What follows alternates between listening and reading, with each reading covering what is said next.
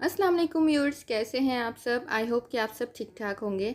आज मैं आपको घर में देसी घी बनाने का तरीका बताऊंगी। दानेदार और खुशबूदार घी कैसे आप बना सकते हैं और जो इसके पीछे इसका खोया बच जाता है उससे आप मज़ेदार मिठाई किस तरह से बना सकते हैं। तो दूध की भलाई से हम ये दोनों चीज़ें बनाने वाले हैं। कोई भी चीज़ इसमें वेस्ट नहीं होगी, सारी चीज़ें आपके अपने घर में बनेंगी और यूज़ होंगी और बहुत ही हेल्दी मिठाई बनती है जो आप बच्चों को बड़ों को खिला सकते हैं। तो चलिए वीडियो स्टार्ट करते हैं। अगर उससे पहले आपने मेरे चैनल को सब्सक्राइब नहीं किया तो ज़रूर सब्सक्राइब कर दीजिए। तो इसके लिए आपको खुला दूध चाहिए। खुला दूध आपको आराम से मिल जाता है। उसको जब आप बॉयल करके ठंडा करने के लिए रख देते हैं फ्रिज में, तो नेक्स्ट डे इसके ऊपर एक बालाई की लेयर जम जाती है।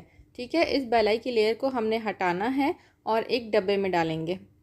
ये देखें, बालाई की लेयर है। ये जब दूध अच्छे से ठंडा हो जाता है उसके बाद इसके ऊपर एक मोटी सी तह जम जाती है। वो डिपेंड करता है कि आपके दूध की क्वालिटी कैसी है।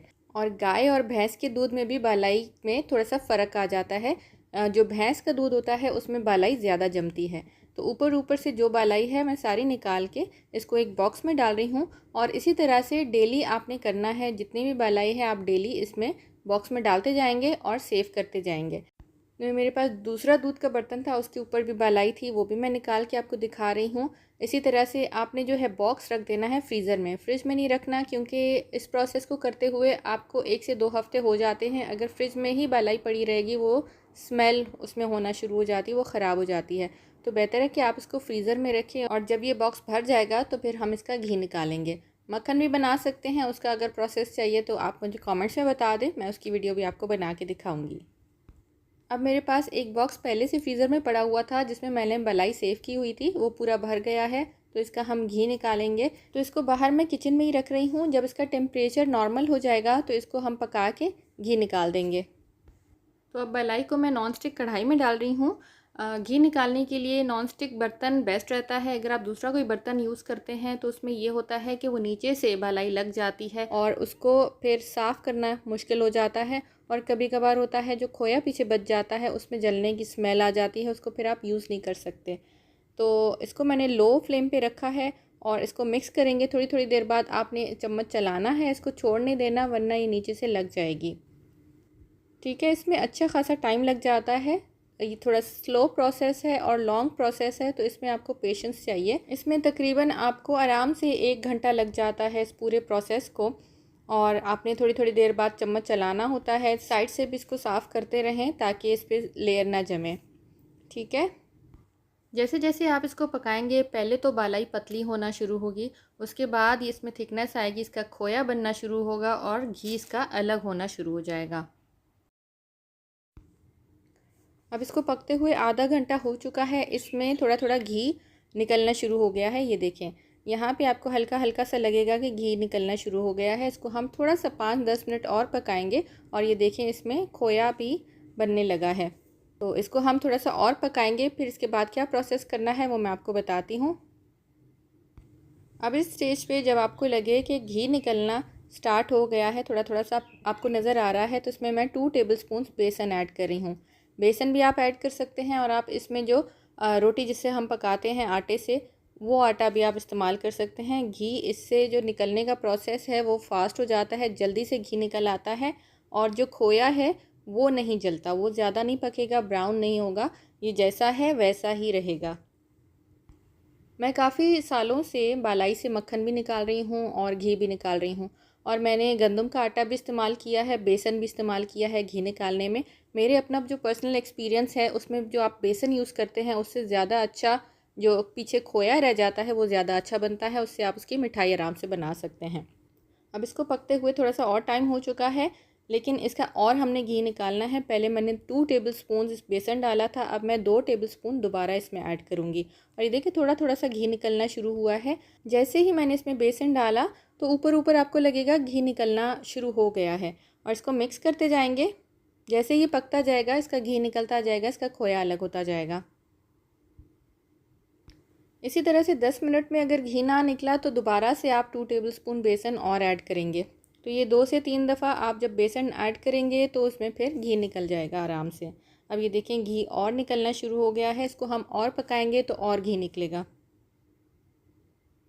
ये देखें, अब पूरी तरह से इसका घी भी निकल आया है और इसका खोया है वो भी क्रम्बली सा खोया आपको नज़र आ रहा है। تو یہ ہمارا پروسیس کمپلیٹ ہو چکا ہے. اس کی ہم فلیم بند کر دیں گے اور اس کے بعد اس کو چھان کے ہم نے گھی الگ کر دینا ہے. اور یہ دیکھیں نان اسٹک میں نے برتن یوز کیا ہے، اس میں یہ نیچے سے لگا بھی نہیں ہے، اور جو میں نے بیسن ڈالا ہے اس کی وجہ سے کھوئے کا کلر چینج نہیں ہوا، وہ نہ جلا ہے نہ براؤن ہوا ہے. تو اس کا ٹیسٹ بھی بالکل صحیح ہوگا، اتنا کہ آپ اس کی مٹھائی بنا سکتے ہیں. تو اس کو میں چھان لیتی ہوں.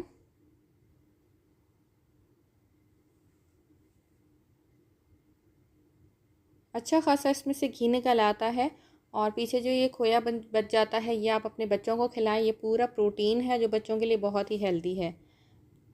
یہ دیکھیں یہ گھی نکل آیا ہے، اور اس میں سے جو کھوئے میں تھوڑا سا گھی رہ گیا ہے اس کو ہم دبا دبا کے نکالیں گے.